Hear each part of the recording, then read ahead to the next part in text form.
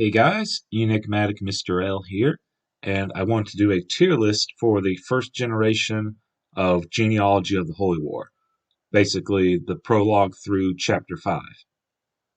At the time of recording this, rumors of a Genealogy of the Holy War remake have been floating around, but nothing's been confirmed. And I figure, hey, if I upload this video talking about the original, maybe the remake could get announced, and then this will be obsolete in like 3 days. Okay, on a more serious note, that's not going to happen because even if a remake comes out and it's great and everything, people will still go back to the original for no other reason than historical value. So, talking about the tier list, it's not going to be assuming a ranked run where you basically try to get every unit cap level or very close to cap level as you can, or LTC where you're going through like the game as quickly as possible in terms of number of turns. And it's also not going to be looking at which characters make good fathers or pairings for the second generation, where Lex passing down Paragon, or Azelle passing down Pursuit, and good magic growth to the children. That doesn't really affect the first generation and how you play the game, really, so it's not going to be a factor here. Basically, it's just looking at which units make the game easier, which would be missed the most if they were removed from the game. So enough rambling on. Let's just get started with the list, starting with Sigurd, who is amazing. If you're even slightly familiar with Genealogy of the Holy War, you should probably know how good Sigurd is. Maybe like top 5 units across the series. Series case could be made for number 1. Just has everything you would look for in a unit. He's mounted in a game dominated by movement. He's pre-promoted with solid base stats in a game where being pre-promoted doesn't affect how much you gain EXP, so he doesn't quote-unquote steal EXP. He has solid growth, in part thanks to his Holy Blood. He only has one personal skill, Pursuit, but it's by far the best skill in the game, allowing him to double.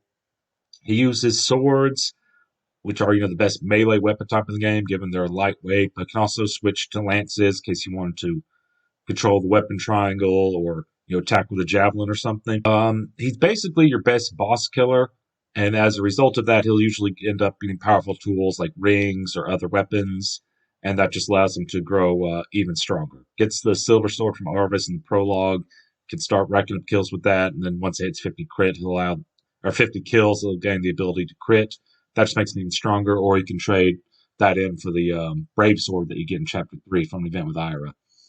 Very solid unit, starts strong, just gets even stronger as the game progresses. Alec and Naoise, I'm just going to talk about them together because they're pretty similar. Just in a nutshell, they're mediocrity, but on a mount. And there's kind of a floor for how bad a unit can be that has perfect availability and at least has high movement. Basically, their combat is, rather unimpressive. They can still, fulfill certain objectives, but you kind of have to put work into them, making sure they're getting their level ups they need, or getting down certain rings or certain other weapons. Maybe also a good candidate for the Brave Sword, that sort of thing. When I first played Genealogy of the Holy War, I'm like, oh, it's the Christmas Cavaliers. They're a great, fire and mark type. Totally going to use them. They're like Chapter 5 or something. I don't know. I might not even put them out of the home castle. Second time around playing Genealogy of the Holy War, I put a bit more effort into them, and I came to realize it's like, yes, they might be mediocre in combat, but mediocre combat and good movement is easier to fix and improve upon than good combat, but low movement. Of the two of them, it's debatable which one is actually better. Alec does have the Pursuit skill, which is very valuable. It got better speed and skill. And Nihil, not that useful. It comes up here and there, maybe from like Horsley or something. Naoise has better strength and defense, and as a result, he might have a better job clearing out the arena, especially when doubling threshold in either one of them mentioned on, or if Alec weakens up the enemy and then Naoise gets the kill, he'll get more EXP. So he might end up getting more EXP and gold as a result of Alec. But with the Pursuit, I think I'm going to slightly give the edge to Alec. Although Naoise is a good candidate, maybe one of like 3 good candidates, I'd say, for the Pursuit ring you get in Chapter 2. Arden does have some positive attributes. He's got solid HP, strength, and defense. He uses swords, which, as I mentioned, they're lightweight. And And he does get the pursuit ring in chapter. He's the one who gets the pursuit ring in chapter 2.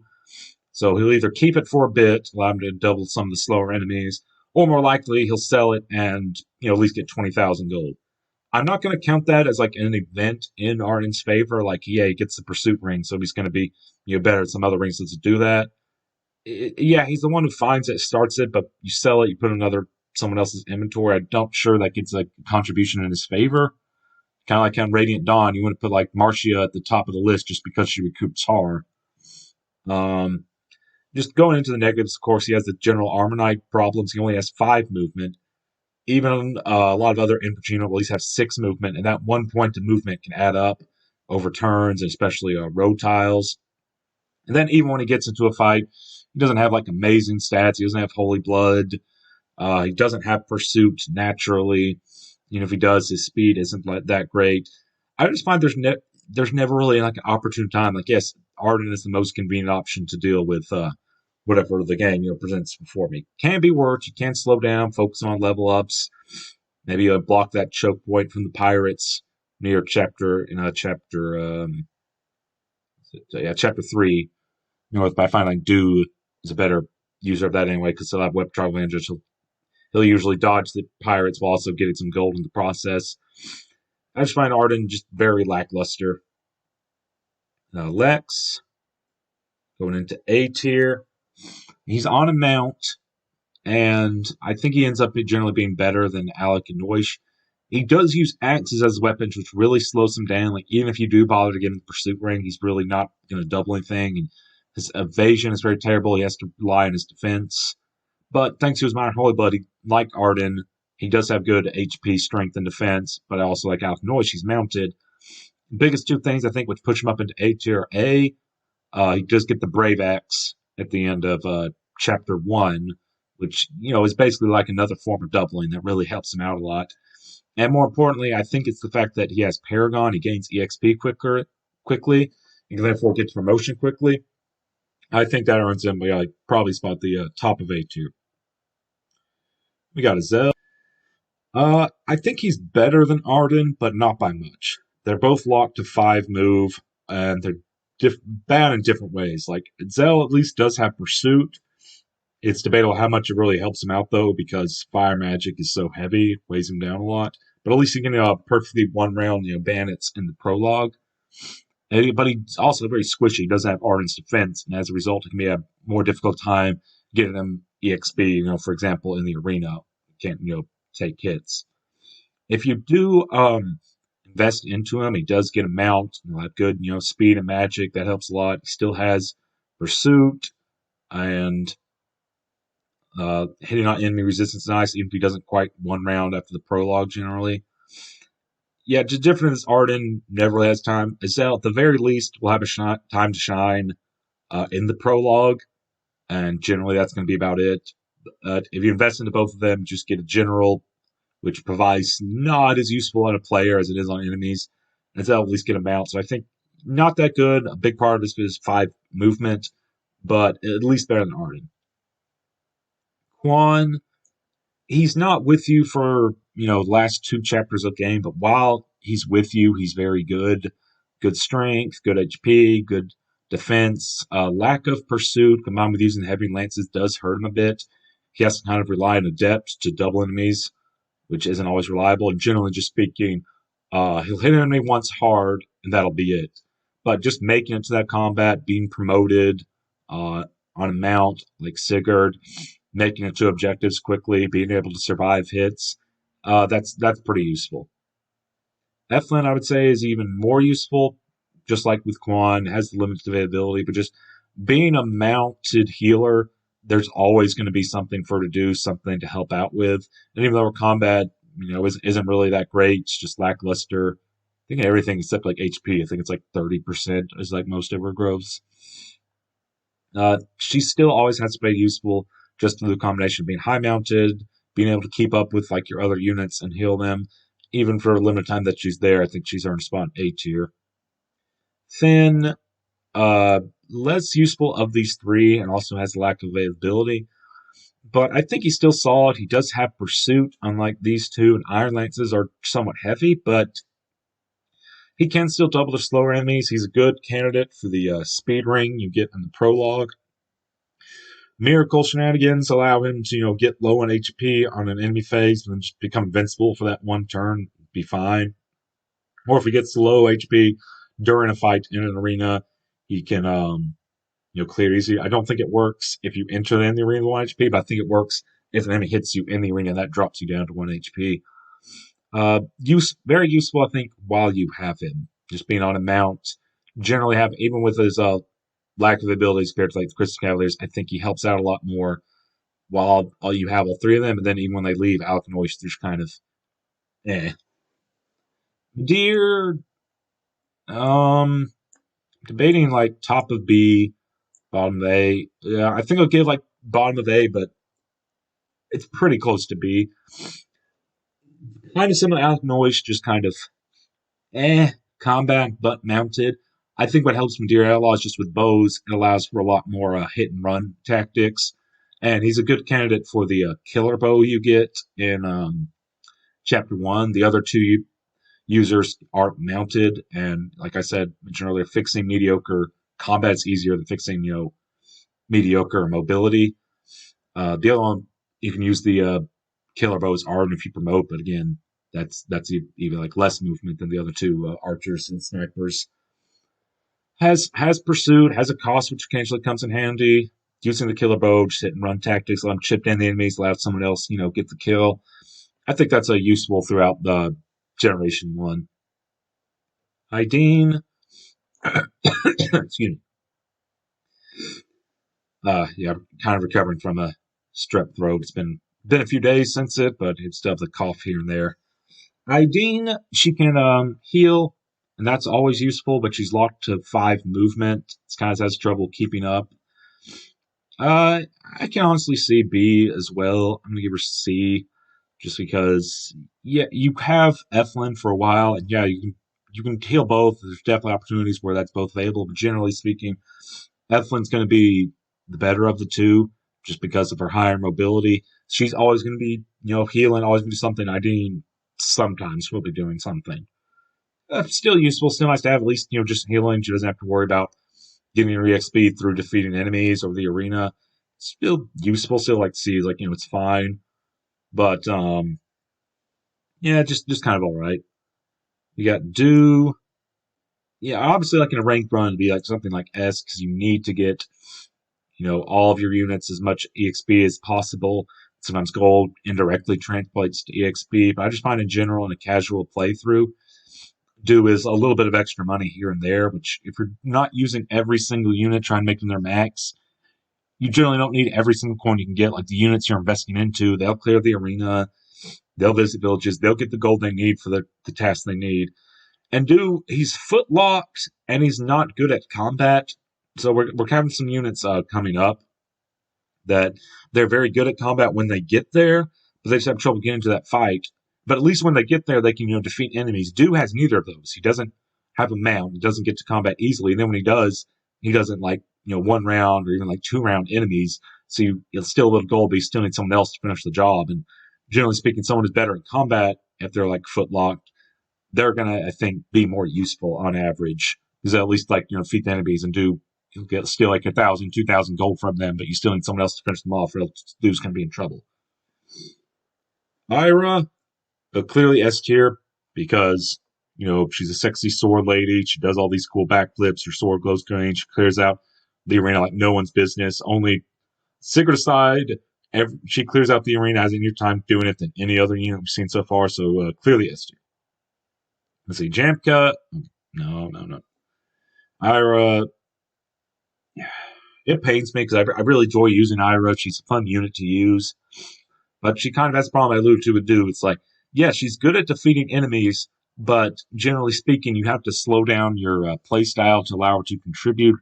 There's still instances where she will contribute, like especially Alec and Naoise for these units. They're not going to have defeat swarms of enemies on themselves, and sometimes slowing down will make the game easier, allowing all of your units to come in. But for Chapter 2, you need to kind of rush at the very start to save Lachesis's NPC, guards, and Ayra, she's not going to contribute that. You need to rush even further to try to get the bargain band and you're just footlock units, they're going to have trouble keeping up. And those like time sensitive objectives, also objectives like, bandits burning down, villages just in general.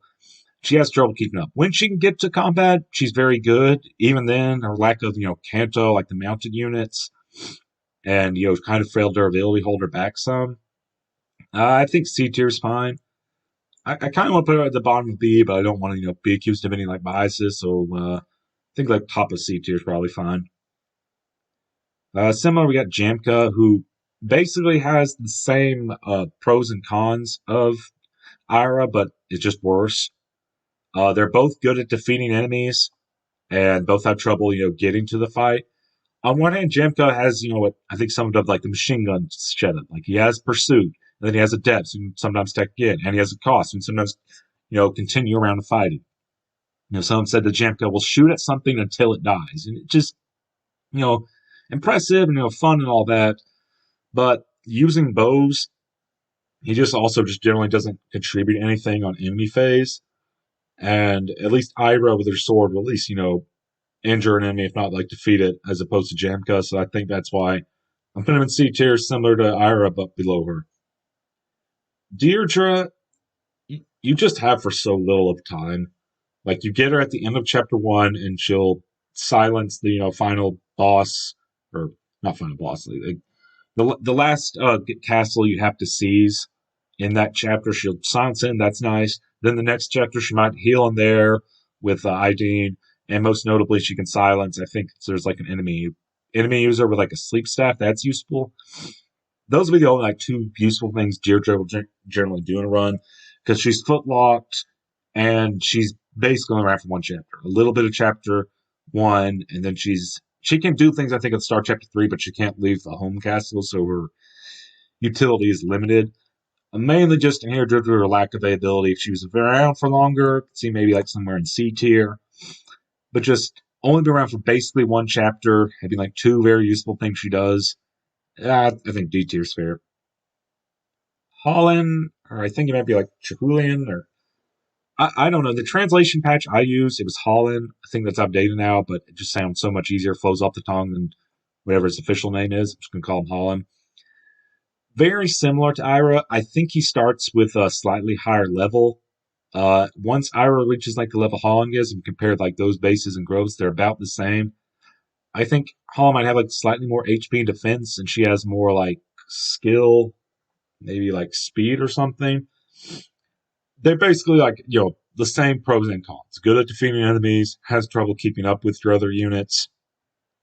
I think it's closer than it is like Jamke, but I think I'm slightly going to give the edge to Ayra. Well, one, she has a tiny bit more availability, not by much. Astra is generally a better skill than Luna, unless you're fighting like an armor knight. And I believe when Ayra promotes as part of her class, she gets adept, and Holyn doesn't get that. So small advantages here and there. I think Ayra gets the edge. I could see Holyn being slightly better, though, because he does come like at a higher base level. I think slightly better stats than average, but it's pretty close. I can see either way. I'm just going to happen to give it to Ayra. Lachesis. Okay, I can see the argument being made. She should be lower because she starts out, she's footlocked. She doesn't have, the best stats around.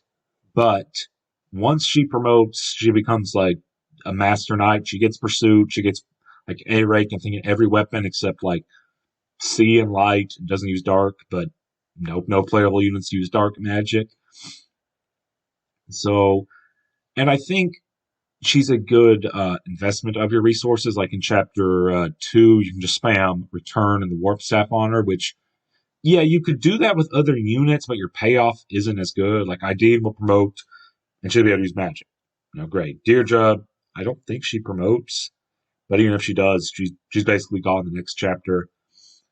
But what you have with Lachesis is a unit that starts out just kind of lackluster, can promote something strong. It's just one, the payoff from when she promotes is much greater than I think any of these units, and we put a resource in them. And 2, how easy it is to pour those resources into her. It's relatively easy. It's not that difficult. Just spam the restore, min staff, or restore and return staff. Gets close to promotion. Just keep using the heal staves, and then when she promotes, you have a very good unit for chapters 4 and 5, maybe even 3 if you manage to promote her by then. And I think she's worth the investment. Beowolf, basically similar to the Christmas Cavaliers, just mediocrity on a horse. Maybe he is better than them. I just found in my experience when I second played through Genealogy of the Holy War, and I was like, okay, I'm going to seriously, not use some of these units, which are, good at combat, but have trouble keeping up with your army. Going to invest in the more mediocre combat ones, at least have good mobility. Alec and Naoise, I got to promotion. Beowolf, I didn't. And that might just be my, skill as a player, but I just find these two have better availability, and they could switch to lances, which is generally less helpful, but every now and then it is better than just at least having that option than being locked to swords. Now, swords, like I said, are good weapon type. They're lightweight. Generally, they're going to be, the best option to go around. Beowolf, he's not terrible. He's got most of the things you look for in a unit. He has a mount. He uses swords. He does have pursuit. I just found his combat just kind of lacking. Like someone compared, him to Ayra. And it's like Ayra's doing all these, fancy flips, killing like enemies like crazy if she can get to them, clearing through the arena. Then you got Beowolf doing like 6 damage per enemy. Okay, 12 because he has pursuit, but still, he's just generally just kind of Still giving him above Ayra just because he has an easier time getting to the action, at least contribute somewhat. But yeah, just kind of joins these squad with just mediocrity on a horse. Silvia, I could see the argument being made, maybe like A tier, maybe even something like this. I'm going to give her S tier. In general, just the ability to dance or sing or refresh or whatever for a unit is automatically like an S tier in my book, even they only doing like halfway through the game. And maybe you could sank the argument, but the maps are so big in Genealogy that she has trouble keeping up. But just the fact that she can dance for 4 people at once, I think kind of cancels out that. She is a good candidate for the leg ring you get at the end of chapter 3. If you can like put her on by the end of chapter 4, she can pass it down to her daughter. But but she's still going to have, she's not available for the first like 2, maybe like 2.5 chapters. Then even then, it's like most of chapter 2 and then chapter 3, she's not going to have the leg ring. So I can see, putting her here, especially if you don't give her the leg ring at all. But the leg ring combined with, the night crest you get if you protect all the Lachesis' knights, I think she's a very good candidate for both those resources. And I don't think, maybe Sigurd with the leg ring, but I don't think any other character besides that makes as good use as leg ring. I don't think any character makes as good use as the night crest as she does. Although granted, without the leg ring, the night crest on her, it doesn't have nearly as much of an effect. But it's still something. Lewyn, I think, barely makes B tier, maybe like bottom of B tier. And in some ways, maybe think she's C tier because, well, tops maybe less because he has these guys' problems. Where he's like good at combat, doesn't have a mount, but it might be even more so in Lewyn's. Yes, he does have 1-2 range, but also he doesn't have pursuit, unlike these two, or even Jamke.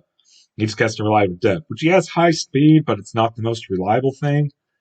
I think what just barely pushed into the B tier is force setting, which, yes, Lewyn doesn't come around, for the first 2 chapters, then you get him chapter 2 and 3, and most of 4 he doesn't even have force setting. He gets at the very end of chapter 4. But just having it chapter 5, dealing with, some of those, difficult bosses with holy weapons, I think that's just barely enough to put him, from C to the bottom of B. Still lacks the mobility of these guys. Still, in some ways, is not as good as combat as these guys, but just having good combat in general, 1-2 range, and force set, even if it is just for 1 chapter, I think he just barely gets B tier. Erinys, again, kind of like with Midir, I can see like bottom of A, top of B. I can honestly, see these two just swapped, and I wouldn't really debate you too much on it. Erinys, I just find, she's kind of mediocre in combat, but I found her just in general to be doing more things than Alec and Naoise, even if she joins later, just with their stats. And being a flyer, this isn't like the best game for flyers, in my opinion, because they don't get advantage of the road tiles like your other mounted units do, and there's not as many side objectives. But just being able to bypass terrain is still going to be useful, like especially, instances like Chapter 5, dealing with those meteor mages. Erinys is literally the only one who can reach them and, defeat them, which makes that part easier. Beyond that, there's not many sections where being a flyer is useful, but I think there's enough that I'd place her above these just mediocre cab units, put the mediocre flying unit at the top of B tier. Brigid, I'm going to put in a C tier. Yeah, right next to her sister. Like Jamke, basically in many ways, just has, have trouble keeping up, but good at defeating enemies when they get there. Generally able to defeat one enemy on player phase, and that's it. Jamke, even if he doesn't have a holy weapon, he's at least helping out for longer than Brigid, which is why I placed him above her.